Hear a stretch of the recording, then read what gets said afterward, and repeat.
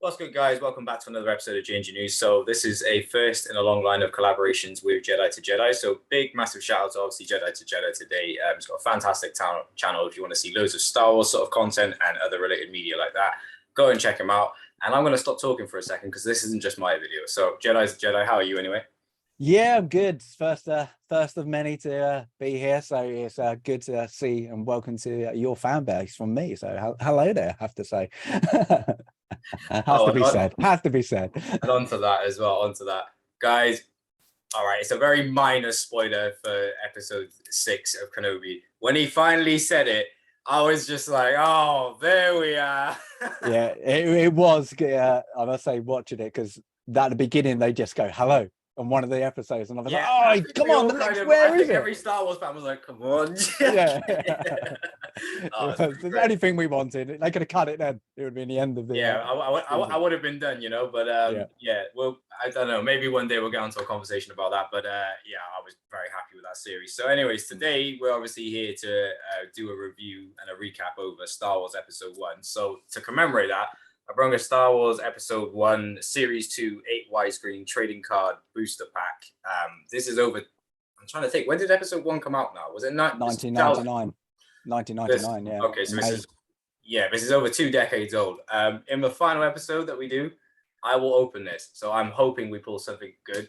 I actually have a Star Wars chance cube up there, and I'm gonna roll it in the last episode. So hopefully the force is with me and I get something good, and I don't get messed up over this one. So yeah, initial thoughts on episode 1. I'll let you take the floor. I must say, it's one of those ones, like when I first watched it, I remember when the trailers come out and it was the big hype because, of course, as like you, we're too young for the original thing. So this was our first introduction to go to the cinema, for me to watch Star Wars on the screen. So even when I can't remember what films it was. I think like The Matrix was like was being Matrix came out in 99 yeah. as well. Yeah. And I was like, so you had these trailers back to back, and I was like, wow, everything for sci-fi was amazing. But of course, for my love to playing with the toys from when I was younger, it was literally hyped up, and I was like waiting for like Obi-Wan, who was my favorite character,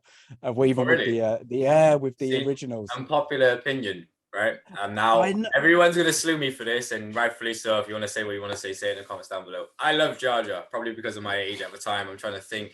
It came out in 2000. I was born in 99, so I was 7 years old. So I don't know why I like Jar Jar. I actually had the Jar Jar backpack. They did a Darth Maul and a Jar Jar backpack. The Jar Jar backpack was like you could buy it everywhere. The Darth Maul one was literally sold out. And yeah, I had a lot of Jar Jar toys.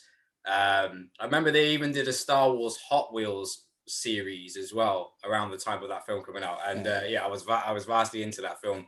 All the posters and all the merchandise, they were heavily on Maul and Jar Jar. Like the Gungans were everywhere, and I think that was things. I don't know like the history of it. That was the Gungan idea was from Jet, George Lucas's adopted son, and he came up and make like the idea for Jar Jar was already there, but to make him kind of clumsy and more of a jokey character actually was from his son, and his son was kind of your age. I think. So he actually influenced the film. That's it was an influence of the name.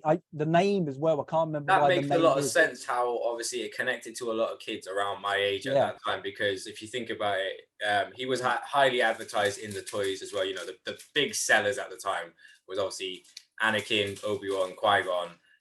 Darth Maul, Jar Jar, and I think you could. Oh, what was the name of the ship? The Trade Federation ship at the start, the rounded. Oh yeah. But what was the specific ship? There was that ship that they were selling at the time. They were like kind of hot toys, and that makes a lot of sense of why it connected towards kids, because obviously it was introduced by our kids. So that's something new that you learn. Another thing I wanted to mention for all you guys was. You've probably picked up on it over later years, but it's something I cannot see now every time that I watch episode 1. So Queen Amidala's dress, the wire just to the side, I don't know if you what to light it up.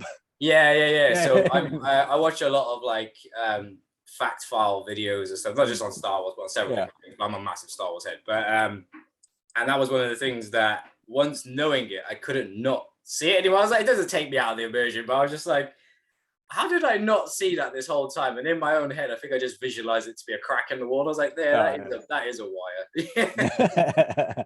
But so what was your first like initial thoughts and feelings on just seeing the trailer alone before you actually got to see? I think this is because it was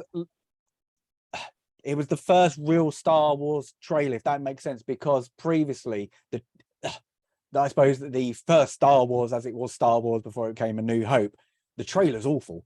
It is really bad. It was rushed, and then you kind of got a bit more for Empire and then The Last Jedi, but we didn't see that unless you were there at the cinema. Yeah. So this was the first one that you could watch on, you got it on TV, like on terrestrial TV back in the day. Yeah. And then when you're cinema, it was there. And I'm going to say, it sounds a bit weird. Probably going to, like, as a Star Wars fan, it's like, going to wet yourself. I need this to come out now.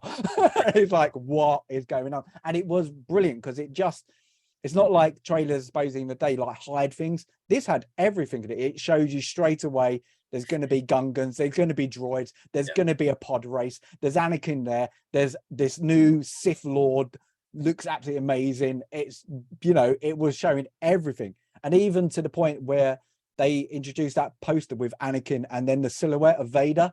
Yeah. And you're like, what? And I think like the marketing for it, they nailed it, and it just got every hype. Like everybody wanted to see it. And I also believe that with Star Wars as well, one big massive selling point for Star Wars is the music alone. Because if you take them, like, I know Duel of Fate is from Revenge of the Sith, but like the Imperial March is another one that's like iconic. There's so many iconic bits of music in Star Wars.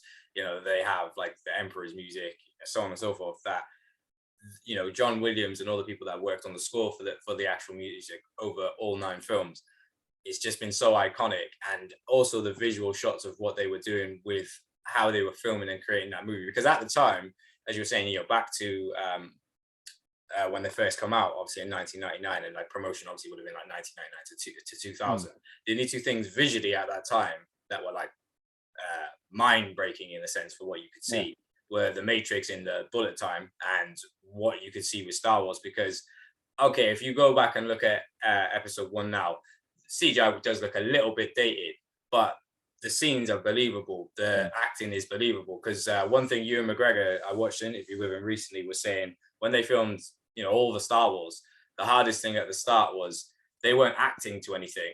So when they were like, they had to like, they were like, you'd be reading the script and it'd be like, the Gungan has displayed, I don't know, disgust upon his face. And you're like, are you, they've got to like try to create. It's like markers with tennis balls. If you watch the documentary called The Beginning, they've actually that's how they did it. Instead of like, like the CGI markers you see nowadays, they actually put tennis balls.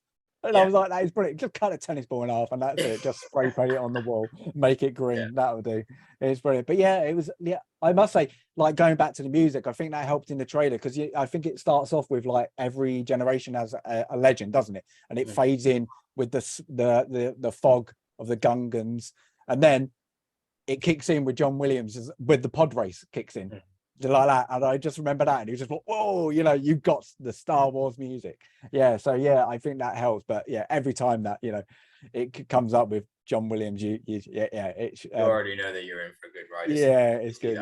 With any sort of Star Wars media or content. But out of the film at all, was there anything that you didn't like? Was there anything? I must say, the only thing I was disappointed with, it's probably because I'm not into it, is the actual pod race. Because I'm not into motorsports, and I know like George Lucas wanted that, always wanted it, because he's a massive what is it, like a massive like the metal head, like a fuel head or whatever you want to call them, like that. But he loved these hot rods, so I understand why it's there. But I just when they first released it, it's actually shorter than the actual. You can watch it online now. They've put the extended version in, so that's even probably worse for me, because I'm like, I just want to get to the next bit. But I always just wanted the scene to be done. I just want to get like, it's the only bit I'm like, okay. And I guess in hindsight, when you already have watched, as we already had at that point, I'd watched 4, 5, and 6. You already know in your head like the stake. It's kind of like I don't want to. it's probably because I love Kenobi so much. I don't want to keep referring to Kenobi, but like it's kind of like how certain characters, certain things, and nothing bad is going to happen to them, because if it does, it's just like, well, we don't really have a franchise now because the main character's gone. So yeah, within yourself, you're probably just like, right, I want to move this scene along. But on the reverse of that, now I love the pod racing because I'm a massive gamer. They made Star Wars Pod Racer. That is probably, I wouldn't say one of the better Star Wars, but from the older games, like for the nostalgia feel, and obviously being a couple years younger than you, mate, I can play that game at any time. And it's got the licensed John Williams music and like all the composers and whatever else, and it really fits the scene. But I think more than anything, yeah, it did. Like if I was to take my fan side out of this and to look at it as just a narrative of a film, it's like, I was watching this earlier just before we started talking, and if you think about it, right, apart from Qui-Gon Jinn, obviously knowing that he has a high metachlorine count, it was kind of a bit bad to be like, I'm just going to bet this child into a race and like he's going to win, and like, you know, and no one else knew because he was just talking to like his Gillette shaver, aka his we all know this, like, you know, that's what it was. But he was talking to his Gillette shaver and was, you know, giving his wisdom to the council of, you know, the high metachlorine count of this boy and so on and so forth. Did you not kind of like, now you look back and watch it, you're like, this is like, you must have a lot of faith in this. I get it. I know he's had the very high metachlorine count, but yeah, I think he kind of, again, it's this one and the later ones, I think, go very much, especially if you delve in straight away into, like I said, we spoke earlier about the Clone Wars and how that goes into the living force, and Qui-Gon was very much into that. So you got to perceive that he probably knew the outcome. You know, he'd kind of perceived that this is going to happen. Yeah, there are places with the metachlorine counts and M counts, or whatever you want to call them. People go, oh, why? But it was for later, especially with the development of, like 7, 8, and 9, when we were going to find out about the wheels and all that. So actually it tied in. It was only till probably like Disney would go much into that actually broke that kind of trait of the Force. Now, we didn't have it in the originals, but it's what George wanted. So you can think, now, if I have to use, of course, my Star Wars head, even to the point that should have this movie been made, I would probably say no. It should have been I suppose, a prequel to the prequel, if that makes sense. It would have been good to see like the adventures of Anakin as Jake Lloyd, like I suppose like 0.5, 0.6, 0.7, and then have Hayden Christensen.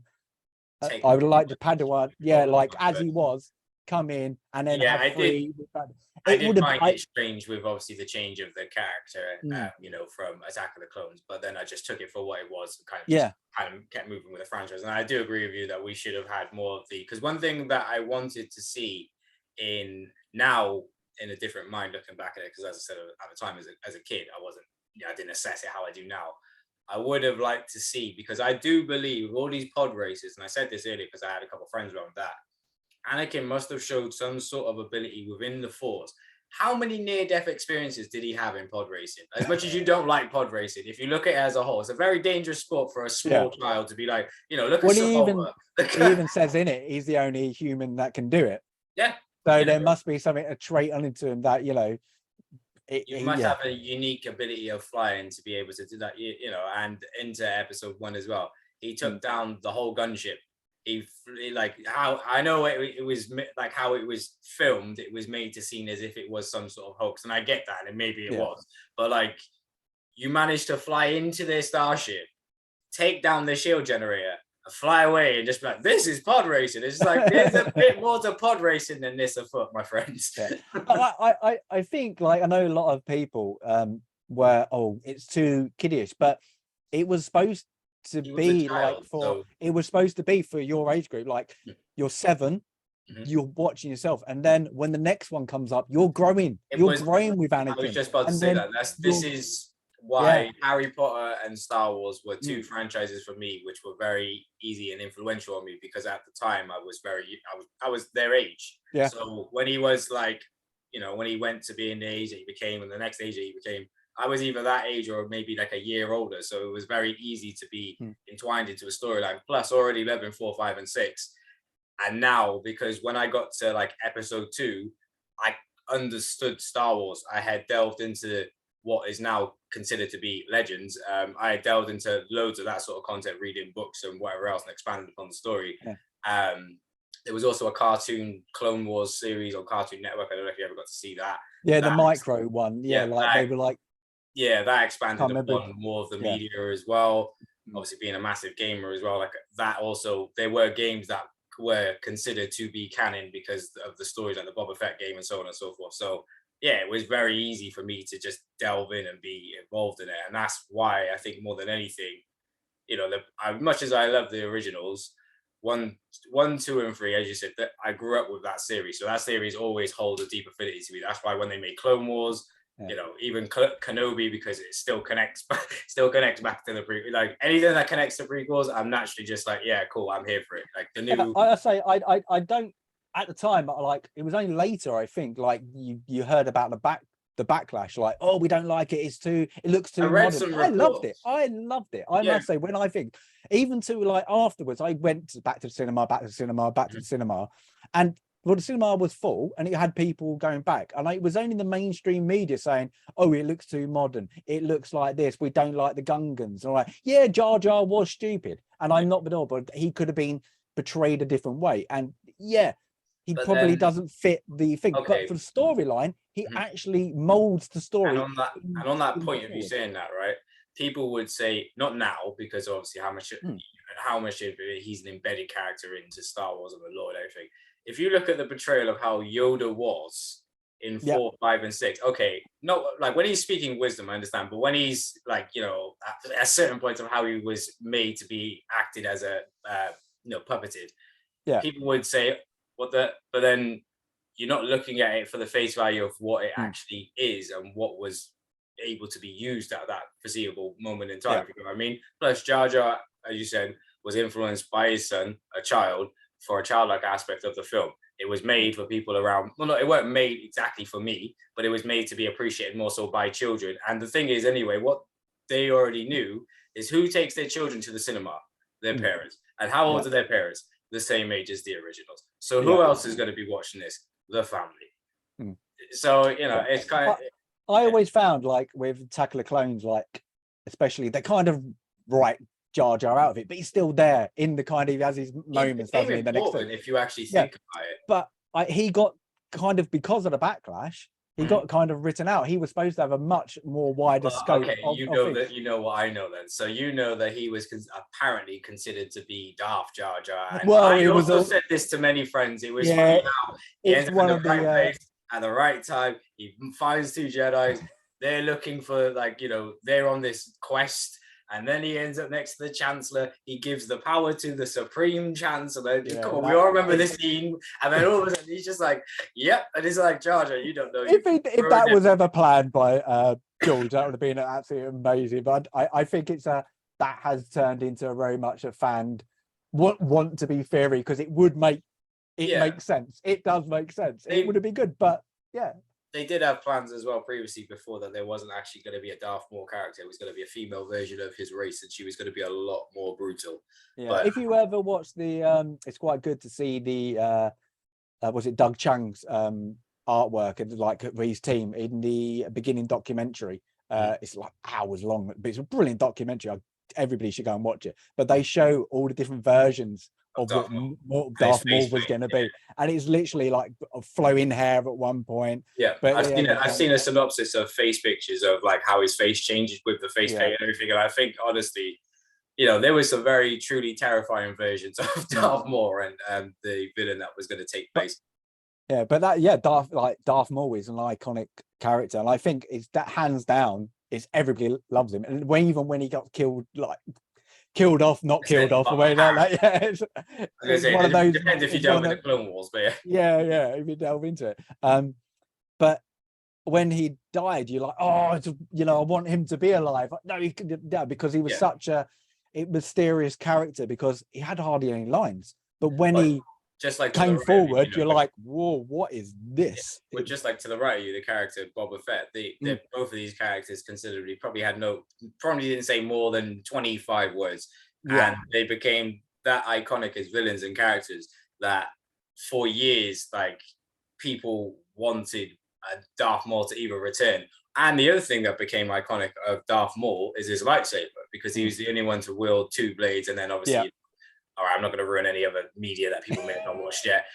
Well, actually, yeah, Rebels. If you've seen Rebels, they have dual bladed lightsabers and so on and so forth. And just the aesthetic, like I just remember, back onto episode 1, like one of my favorite scenes, and this scene gives me chills every single time I watch it, is when they literally got Anakin and we're like, oh, they're just about to go through the main gates, and all of a sudden it's like, oh no, we'll take the long way around. The doors open, Darth Maul, and shout out to you for your brilliant edit, because I've watched that 1,000 times now. When the doors open and that dun, dun, and then as soon as the music kicks in, this is like, oh, we're in. It was great because like Ray Park, like how he does it, he just brings his eyes slowly up, and then the hood, and then it's the reveal, and you're like, whoa. And then it was, if you look at it, and I think Padme, like, and her thing, they act really well, because they look terrified. They start to fight, like, hold it, who is this? And they're like, this guy's on his own and he wants to fight, but he's on his own. And then Bar Vader, no, actually, no, because I don't think Vader's face looks as intimidating. But okay, Bar Palpatine and Vader, he has the most intimidating face, like to face down as an enemy. Because it's like, if you look at a human, it's a human. It's like he's like, if you look at his tribal pate, you look at the horns on his face, he looked like a devil. Just waiting. There's like, this is impending. But it was. I think it was great to see as well the introduction of because really you didn't really, even with the original, you had the Sith, but you didn't know what the Sith were. And I think Darth Maul really introduced that he was so much. Yeah, he might have not been great with the Force, but he was strong with the wielding the Force. The aggressiveness. Yeah, because throughout obviously the previous films, we got to see Vader, and we only really got to see Vader be. Well, I wouldn't even say we got to see him be aggressive. He was more so aggressive in the last film, I would say. Empire, he was more so toying with Luke, trying to turn him to the dark side. And then, the final film, up until the point that Luke is able to reason with him and, make him see the error of his ways, and that he can redeem himself and whatnot. That was the only time you really got to see Vader kind of show a bit of that, because he was fighting as much as everyone's like, oh, I think his stature, because way he looked, is just intimidating, and I think that's what Vader, he doesn't have to do much. He's just intimidating the way he is. Whereas Darth Maul, what he does is intimidating. And you're like, hold it, he's about to, kick some ass here like that. And it is, and then to find out, even to the point, hold it, there's 2 really strong Jedi, and you've got in your mindset Obi-Wan's strong, and Qui-Gon Jinn is strong as well, and they're both struggling at the beginning like that, and he's just like, he's kind of toying with them of like, I'm going to beat both you, but I'm up for a fight. It's like when he hits one of them and then puts his arm out, just like, come on. I was just like, the bravado of him. Also, I wanted to say, not to cut you off, in the whole film, he only blinks 3 times. I actually watched a documentary with the actor saying that he only blinks 3 times, and the last time he blinks is literally when he gets stabbed in the gut. And I was like, so you had barely no line. That is pretty sad. Yeah, barely no lines. He only decided to blink 3 times in this film, and he still became that iconic of a character. So it just goes to show that George Lucas, the actor who played him, and everybody who was involved, especially like the makeup artist, because they killed it with like the physical appearance of the look of it, I remember the bit with Ray Park in the interview, and it was, when the plasma door comes by and he's got Qui-Gon Jinn and he goes into meditation mode and he does that, and Panther kind of like both.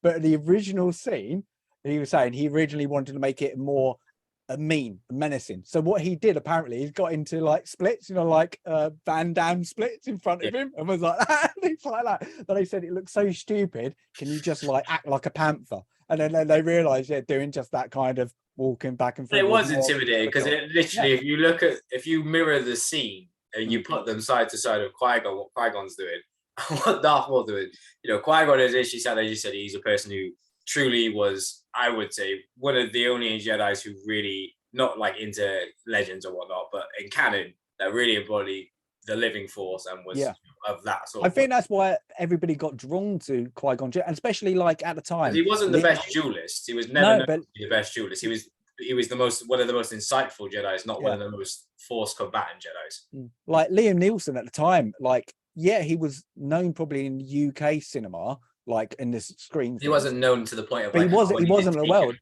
Yeah, and it was only Ewan McGregor came forward with Transporter, and that was still a British movie, and it was just, you get the odd Americans and like in North America would know that. So you had these two unkind of known actors, but making their roles iconic, and like even if you had Sir Alec Guinness, like Ewan McGregor's portrayal of him, I loved it, and I know a lot of people didn't like that, but I thought it was great. And then having this, you know, Qui-Gon Jinn, a character who's mentoring, and he's a master, and he's so I suppose everybody's head canon, what you think, what you envision a Jedi to be: calm, collective, one with the Force. And it's just a very never rash, never seamless, and the whole seamless with them pair throughout the movie. Even if you say we don't like the Gungans or don't like Jar Jar, but the story flows. It doesn't take it doesn't take kind of side characters in the road of the actual film itself, because they didn't, as much as I love, episode 1, 2, and 3, there are bits and pieces of them that I don't like, but they never take me away from the aspect of watching the film and what is actually enjoyable about it, because that doesn't take anything away from you can be picky about any movie, but you can be picky about this, but I can sit down and I will enjoy it, and I will enjoy it every time. If I want to have a fun movie and a fun Star Wars movie, I probably go to the Phantom Menace, because it is a fun, if we're just speaking about fun, then fun wise would be, because I'm trying to think, because they all have some sort of darker aspect to them. So episode 1 would be the funnest one, because obviously he's at his youngest state. There are bits of darkness in it, but it's not to the point of like, when he killed the younglings or so on and so forth in later days. So it's good. But again, it does show you that, like, the fun as you should be, and the empathy, treating them to take as your struggles as a teenager, and that's Attack of the Clones. You're struggling to be a teenager around your world, and then of course Revenge of the Sith is, you're becoming an adult. What do you do? And it's great to see that journey. And you've got like Jake Lloyd, Anakin. I thought he was fine. But I say that backlash he got, I was like, I don't get it. He's portraying. I didn't understand why that was. I also thought that was very crude and very harsh, because he was a child when he was getting all this backlash that he got. Yeah, well, Ahmed Best got the worst, and he did, and it was ridiculous. And like, for what he got, but it was again mainstream media, and I think a lot of it brings is people jumping on that bandwagon. A lot of it, I liked him. He's like, you see they digitally edited him, but he's portrayal of when he's in the suit, and if you see the behind the scenes, he's brilliant. He's acting the way he's supposed to be acting, and he nailed it. He got told, you're going to be the most jokiest, fun character that kids are gonna love you. You're portrayed that. He nailed it. He nailed it. Yeah, you can't say he did a bad job, because he nailed that character. He was supposed to be clumsy. He was supposed to be. He did what he was supposed to do. But then the thing is, you're always going to get people who complain with Star Wars, because there was a massive complaint with Hayden Christensen. People didn't like him as him, like, oh, he's just a bratty teenager. It's like, you do understand George wrote this script for him to be like this. But I find it funny now, the same people that are complaining, they love him now. They love him now. Yeah. They're like, oh, he's exactly like the flashbacks in that Kenobi. People are saying, oh, he's done a great job, but you moaned about him. The problem is, like, people also don't look into the fact that these actors will act to the best of their ability, but if you're given a script that's written in the way and your character is written in a certain way, you can't change the script of what has been written. It's like, you're going to act how you're supposed to act. And to be completely honest with you, I think, all right, that's for the later episodes, but even with Anakin, like in his later portrayals, if you read, and I know you've read books and you've read of a media and whatever else, he was writ like that. He, imagine the weight of being told, like, let's get back into episode 1. You're a slave. You live on a desolate planet. Your life is pretty terrible, to be completely honest. Apart from pod racing, that's your only form of fun. The only other fun and enjoyment and friends that you really have is creating droids, because you're like a tinkerer type. That's just what you enjoy doing. And then you then get 2 Jedi who turn up on your planet because there's a sandstorm. You feel bad for them, so you take them back to your house. When they come back to your house, because you have such a kind nature, one of them decides to jab you in the arm and take a metachlorine count and tell you, I'm going to check for traces of toxins in your blood. And I'm not being rude, but who does that? Who just goes out there and goes, oh, I just wanted to see if you had any toxins in your blood? It's like, what are you saying about me? What's yeah.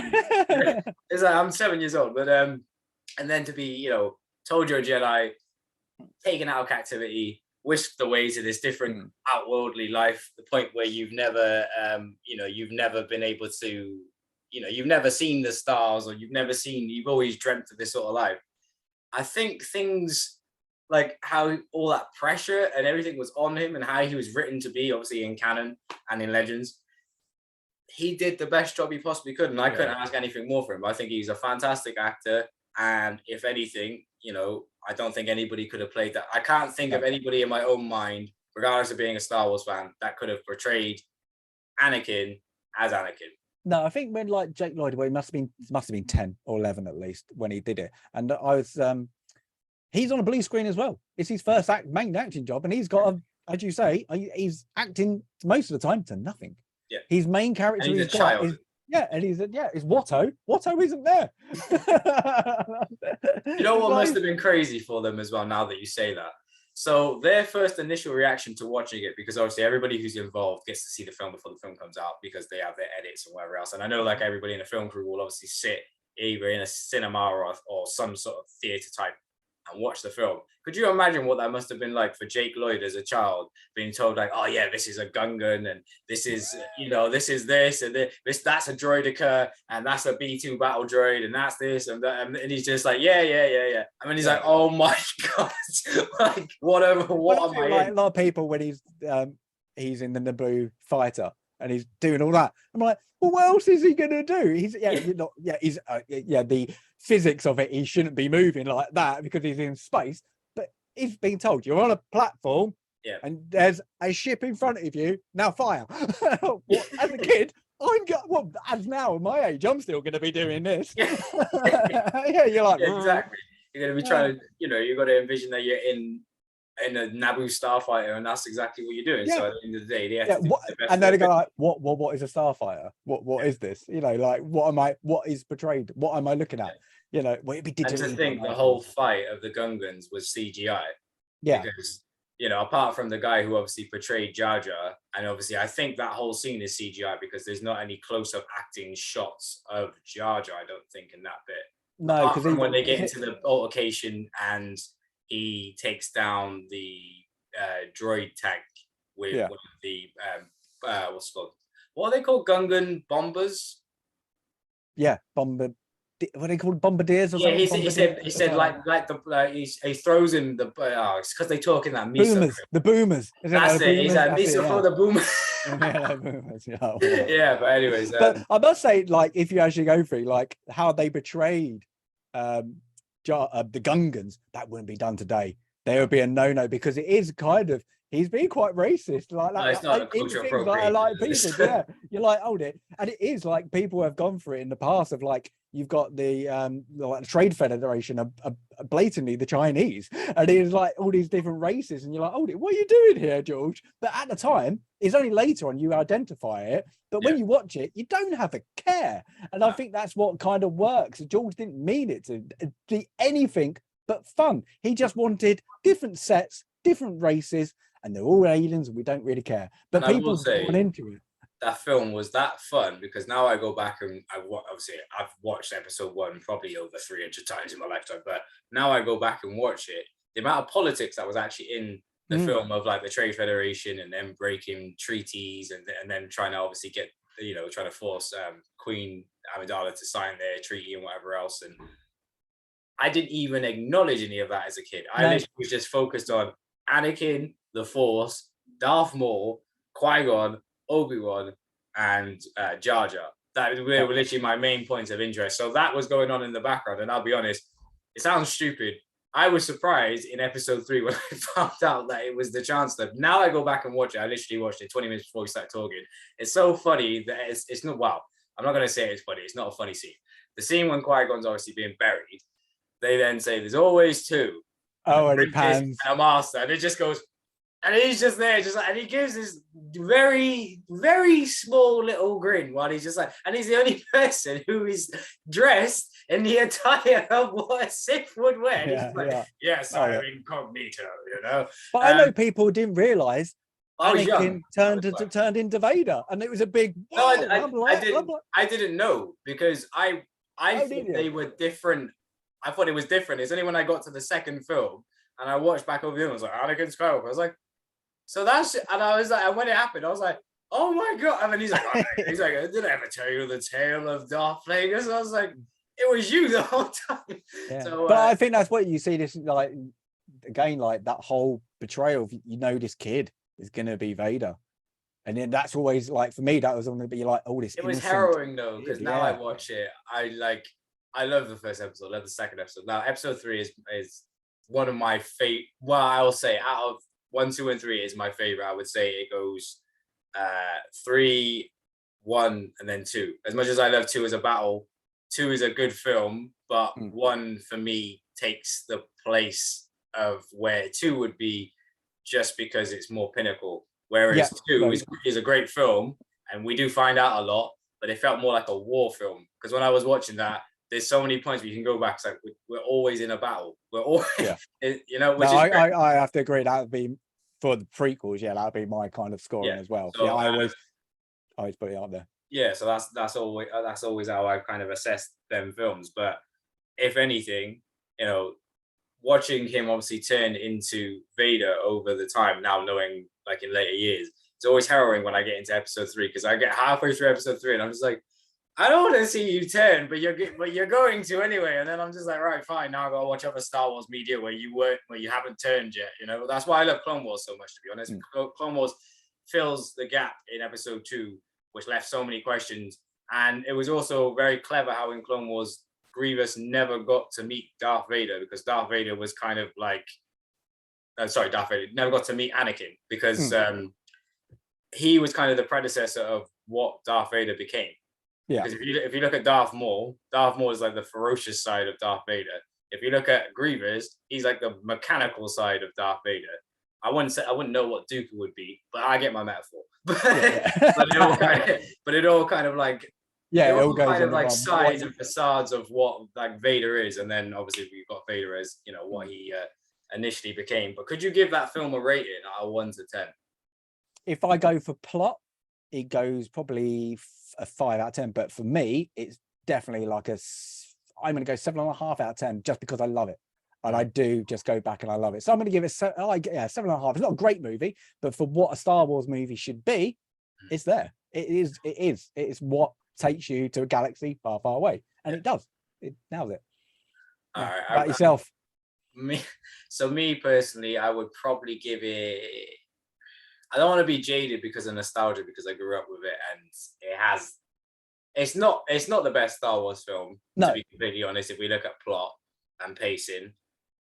So I would give it an 8 out of 10. I was going to say a 9, but it doesn't deserve the place of a 9, because it is necessary to set up the story.